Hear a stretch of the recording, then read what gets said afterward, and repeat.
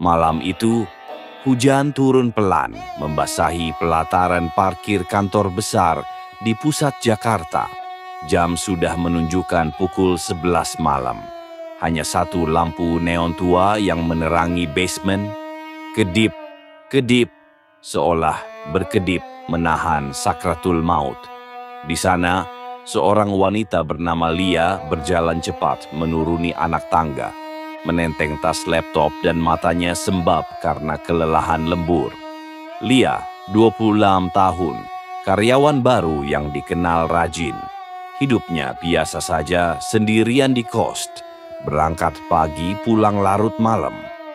Tidak ada yang spesial, kecuali satu hal, dia tidak pernah percaya pada cerita horor. Baginya, hantu hanyalah dongeng pengantar tidur, dan ketakutan hanyalah kelemahan manusia. Tapi malam itu, semua keyakinannya runtuh. Teman-temannya sering mengingatkan, "Lia, jangan suka pulang malam lewat basement sendirian. Banyak yang lihat penampakan di situ." Ia hanya menertawakan. "Ah, paling juga bayangan sendiri," jawabnya cuek. Basement kantor itu memang terkenal angker. Sudah lama orang-orang membicarakan tentang sosok wanita berbaju putih dengan rambut panjang menutupi wajah, yang konon suka menampakkan diri dekat mobil tua berdebu di pojok parkiran. Malam itu, langkah Lia terasa berat. Ia baru saja dimarahi bos besar. Tangannya gemetar menahan amarah dan lelah. Namun, saat mendekati mobilnya, dia mencium bau amis yang tajam menusuk hidung, seperti bau darah busuk. Lia menoleh ke kanan dan kiri, tapi basement kosong. Hanya suara tetesan air hujan menetes dari pipa bocor. Dek, lampu basement berkedip pelan. Di antara kelip redup itu, dia melihat sosok wanita berdiri tepat di samping mobil tuanya. Bajunya putih compang-camping, rambut panjangnya menutupi wajah, kakinya telanjang, dan darah menetes dari jemarinya. Wanita itu menunduk, terdengar suara tangisannya yang lirih. "Tolong, pulangkan aku."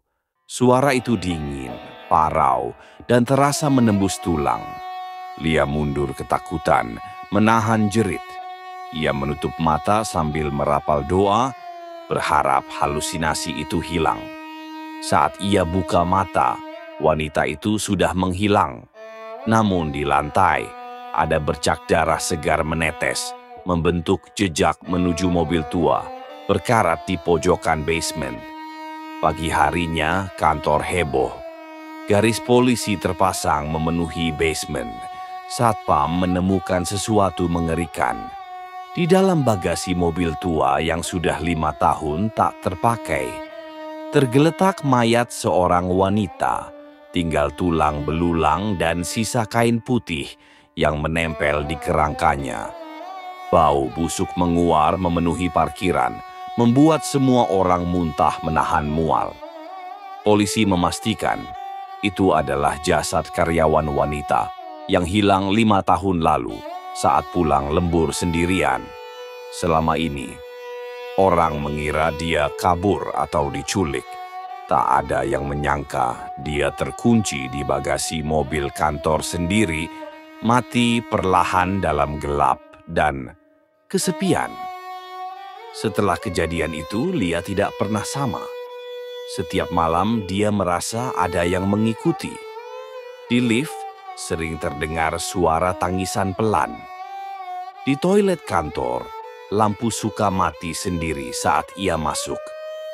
Saat menatap cermin, kadang bayangan wanita berambut panjang muncul di belakangnya, menatap dengan mata kosong penuh dendam. Teman-temannya pun mulai diganggu. Ada yang mendengar suara wanita menangis di basement. Ada yang mencium bau amis darah di meja kerja. Dan ada yang mimpi didatangi wanita berbaju putih meminta dipulangkan. Sampai akhirnya, Lia sakit. Tubuhnya panas dingin, wajahnya pucat, Matanya kosong seperti tak ada jiwa.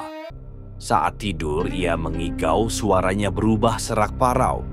"Tolong, pulangkan aku, tolong." Orang tuanya memanggil ustadz untuk meruqyah. Saat ruqyah, Lia berteriak histeris sambil tertawa melengking. Ustadz itu berkata, arwah wanita yang mati di basement menumpang di tubuh Lia, menuntut jasadnya dipulangkan ke kampung halaman. Namun, keluarga korban sudah lama pindah entah kemana. Hingga hari ini, basement kantor itu tetap sepi. Mobil tua di pojok sudah dibuang, tapi suara tangisan masih terdengar setiap tengah malam. Dan Lia sejak itu hilang. Tidak ada yang tahu kemana dia pergi.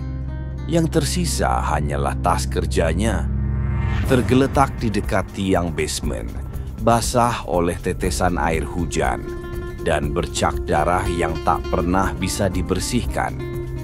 Mereka bilang, jika kau lembur sendirian dan lewat basement tengah malam, kau akan mendengar suara tangisan lirih memanggil namamu. Karena dia masih menunggu siapa yang akan menemaninya dalam gelap selamanya.